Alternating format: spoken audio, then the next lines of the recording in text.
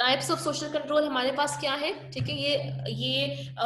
Reasons बताई नहीं थी, ठीक है, कि किस वजह से जो है आप ये कह सकते हैं कि डेविएंट बिहेवियर होता है, रीजन क्या है, वजूहात क्या है, ठीक है। अब हम जाते हैं सोशल कंट्रोल के अंदर कि there are different types of social control, formal and informal social control. अब ये डिपेंड कर रहा होता है कि सोशल कंट्रोल कौन सा होगा, फॉर्मल कौन सा होगा, इनफॉर्मल कौन सा होगा, ये डिपेंड कर रहा होता है उसके पर्पस के ऊपर, ठीक है, कि अगर एक सिचुएशन क्या है, एक सोसाइटी कैसी है, एक टाइम कैसा चल रहा है, उसकी बाकी हालात क्या है उस एरिया के अंदर, और उस वजह से क्या होता है कि वो फिर सोशल कंट्रोल वेरी कर रहा होता है। कहीं पे वो सोशल कंट्रोल फॉर्मल हो सकता है, कहीं पे वो सोशल कंट्रोल इनफॉर्मल हो सकता है।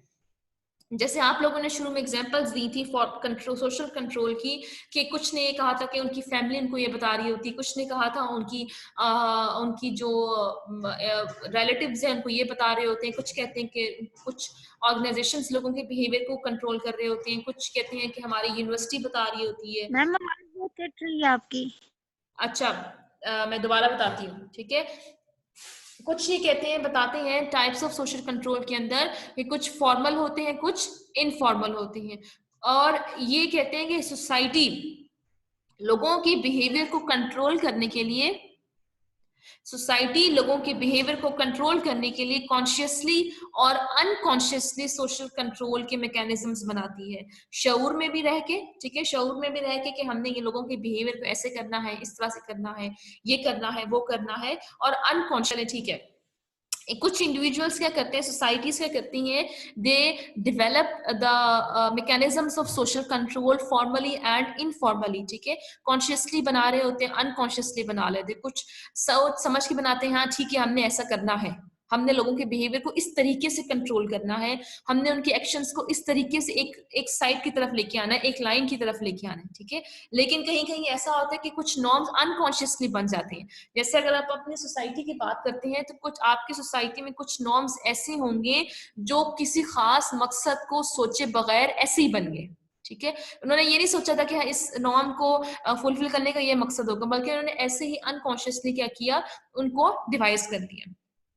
तो फॉर्मल सोशल कंट्रोल की अगर हम तरफ आते हैं तो कौन से होते हैं, इसमें क्या यूज करते हैं, laws, legislation, military force, police force, administrative devices, ठीक है। ऐसे अगर हम बात करते हैं एडमिनिस्ट्रेटिव डिवाइसेस आपकी यूनिवर्सिटी के अंदर, फॉर एग्जांपल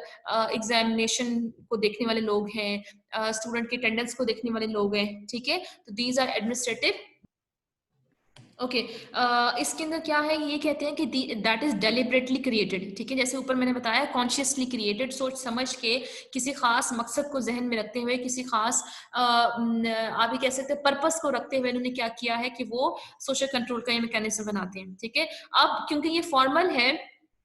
चूंकि ये फॉर्मल है, तो फॉर्मल होने की वजह से क्या है कि द वॉयलेटर्स आर गिवन पनिशमेंट, ठीक है, वॉयलेटर्स को पनिशमेंट दी जाती है depending upon the nature and type of violation. जिस लेवल की जो वॉयलेशन करता है उसको उस लेवल की पनिशमेंट मिलती है। जैसे अगर आप ये कहते हैं कि अगर कोई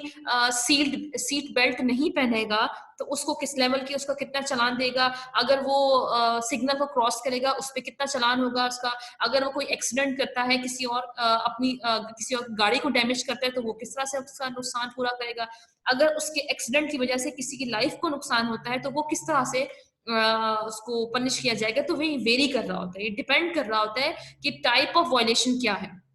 वायलेशन की एक्सटेंट क्या है, किस तरह से वायलेट हुआ है, ठीक है। Creation of body of officials, अब जाहिर सी बात है जब हमने इसको देखना है, चेक एंड बैलेंस रखना है, इसकी ऊपर जो है वो सही मैकेनिज्म लगाना है, तो उसका मतलब है इसको देखने वाले भी कुछ लोग होंगे, इसको चेक एंड बैलेंस करने वाले भी कोई कुछ लोग होंगे। तो that shows that the creation of body of officials vested with power to enforce control, कुछ लोगों को ऐसा बना दिया जाता है, डिवाइस कर दिया जाता है, उनको अथॉरिटी दे दी जाती है, उनको पावर दे दी जाती है कि कंट्रोल को इन्फोर्स उन्होंने करना है, ठीक है।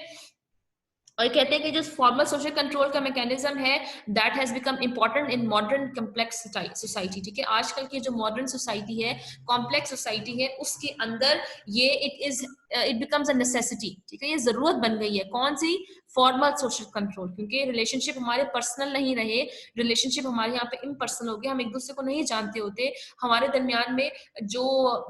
सोशल नॉर्म्स उस तरह से हम इन्फोर्स नहीं कर पाते होते जितना हम लॉस को फुलफिल को हम ओबे कर रहे होते हैं। आप कह रहे हैं, जैसे कह रहे हैं किन किन ऑर्गेनाइजेशंस के पास नॉर्म सोशल कंट्रोल का मैकेनिज्म होता है। फॉर एग्जांपल स्टेट है, बैंक है, आर्मी है, फैक्ट्री है, कोई भी ऑर्गेनाइजेशन, ठीक है, ऑर्गेनाइजेशन अगर आप बात करते हैं तो जब आप स्कूल में भी थे, ठीक है, तो स्कूल में भी आपके पास कानून लिखे हुए थे, इतने बजे आना है, इतने बजे जाना है, इस तरह से पेपर देने हैं। फॉर एग्जाम्पल आपका टीचर ये होगा, आपकी क्लासेस इस टाइम पे होंगी, ठीक है। कॉलेज में आए तो कॉलेज के अंदर भी आपको बता दिया गया कि कॉलेज में आपने किस टाइम आना है, किस तरह से आना है, किस तरह से बिहेव करना है, किस तरह से एक्ट करना है, क्लासेस कितनी लेनी है। आप जब आप इवन कॉलेजेस में ये होता था कि अगर कोई स्टूडेंट स्कूल में भी होता था कि अगर वो टाइम पे नहीं आते थे या अगर उनकी छुट्टियां ज्यादा होती थी, they have to give the fine, pay the fine, ठीक है, वो फाइन पे करते थे, तब जाके वो फाइनल पेपर में बैठते थे। इसी तरह से आपकी अपनी यूनिवर्सिटी की अगर हम बात करते हैं तो दिस इज एन ऑर्गेनाइजेशन, ठीक है, तो ऑर्गेनाइजेशन के अंदर भी हर एक के लिए रूल्स बनाए, हर एक की बिहेवियर को कंट्रोल करने के तरीके बताए हैं। स्टूडेंट्स के लिए अलग, गार्ड जो बाहर गेट पे खड़ा होता है उसके लिए अलग, जो कैंटीन चला रहे हैं उनके लिए अलग, टीचर्स के लिए अलग, सबके लिए उनकी अपनी सिचुएशन से रिलेटेड, उनकी जो सिचुएशन है उस सोसाइटी के अंदर, उस स्ट्रक्चर के अंदर जो पोजीशन है, उसकी बेसिस पे उनके लिए क्या बनाए हैं, रूल्स एंड रेगुलेशन बताए हैं, उनके बिहेवियर को कंट्रोल करने के भी तरीका बताया है। इनफॉर्मल सोशल कंट्रोल हमारे पास क्या है कि ये पर्पसफुली क्रिएटेड नहीं होता, ठीक है, ये कोई किसी खास मकसद से क्रिएटेड नहीं होता, ठीक है। अब कौन किस तरीकों से हम इन्फोर्स कर सकते हैं? गॉसिप है, हम बातचीत के जरिए किसी पे इल्जाम लगा के, किसी की राय लेके, किसी की सिंपैथी लेके, या इंसाफ की सोच क्या है, फोकवेज, मोरेज, रिलीजन, मोरालिटी, ये ऐसे तरीके हैं, these are informal social control. हम किसी से बात नहीं करेंगे, किसी को इल्जाम लगा दिया, किसी को उसको राय दे दी पब्लिकली। अब आप देखो ना कि informal mean of social control, Twitter के ऊपर अगर आप यूज करते हैं, ट्विटर के ऊपर तो आप ये चेक करते होंगे, अगर कोई हेरासमेंट का इशू आता है, अगर किसी की इनजस्टिस होती है, जैसे अभी प्रेजेंटली अभी इस्लामाबाद में केस हुआ था कि एक बच्चा था उसामा सती या हाँ, उसामा सती, ठीक है, तो आप देखा होगा सोशल मीडिया, पूरी सोशल मीडिया पे उसके लिए जस्टिस फॉर उसामा सती के नाम से जो है वो टैग्स चल रहे थे, जो है वो उनके लिए कैंपेन चल रही थी। तो that is a public opinion की कैटेगरी में आता है, ठीक है, कि लोग अपना ओपिनियन दे रहे हैं कि अब वो क्या कर रहे हैं कि इस जरिए से, ये किसी कानून के मुताबिक नहीं बना हुआ, कोई कानून नहीं है कि फेसबुक के जरिए से आपके ऊपर कोई चीज लगा दी जाएगी, कोई इन्फोर्स करने के मैकेनिज्म। लेकिन आप देखो कि अब अगर कोई इशू होता है, कोई सिचुएशन ऐसी होती है, तो फेसबुक के ऊपर, सोशल मीडिया के ऊपर,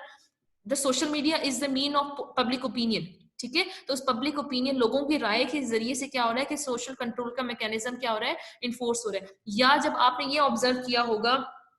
ये जो उस पे मोटरवे का इंसिडेंट हुआ था, वुमेन हैरेसमेंट का, ठीक है, उसमें जो पुलिस वाला था वहां का, उसने ये कहा था कि वो औरत क्यों निकली थी रात को, उसे निकलना ही चाहिए था, उसने स्टेटमेंट इस तरह से दी थी। तो अब उसके ऊपर लोगों ने पब्लिक ओपिनियन दिया कि ही शुड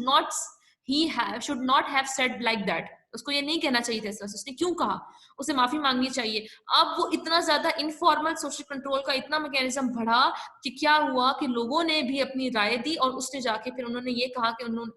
फिर ये कहा कि नहीं, उनको इस तरह से नहीं बोलना चाहिए था, ठीक है, तो that is an informal social control का मैकेनिज्म।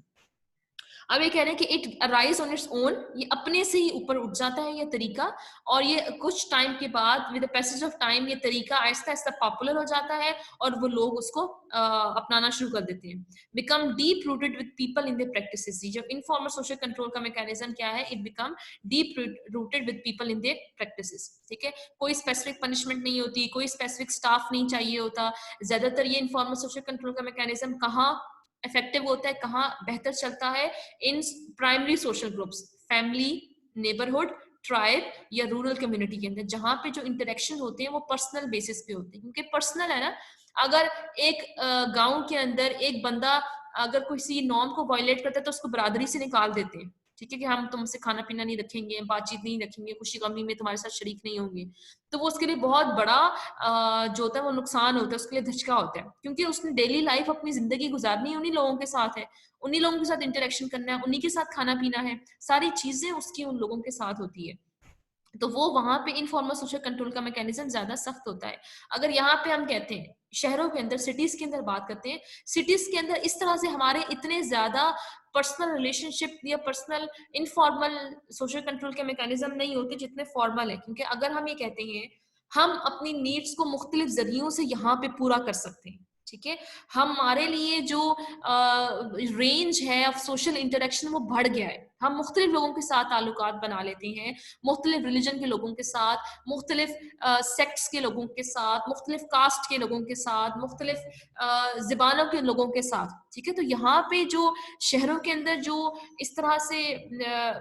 इस तरह की रिस्ट्रिक्शन नहीं होती जितनी गाँव में होती है, रूरल एरियाज में होती है, और वो लोग एक दूसरे के बगैर नहीं रह सकते होते। तो इस वजह से जो इफेक्टिव है इनफॉर्मल सोशल कंट्रोल का mechanism, that is in family, neighbourhood, tribe, rural areas में।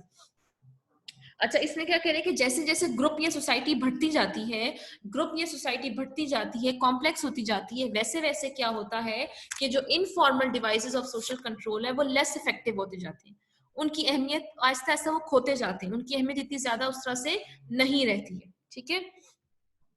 ये रेफरेंस, ये 2 बुक से मैंने लिए, एक शंकर राव की बुक से और शेफर्ड, रिचर्ड शेफर्ड की बुक से, ठीक है। तो ये आप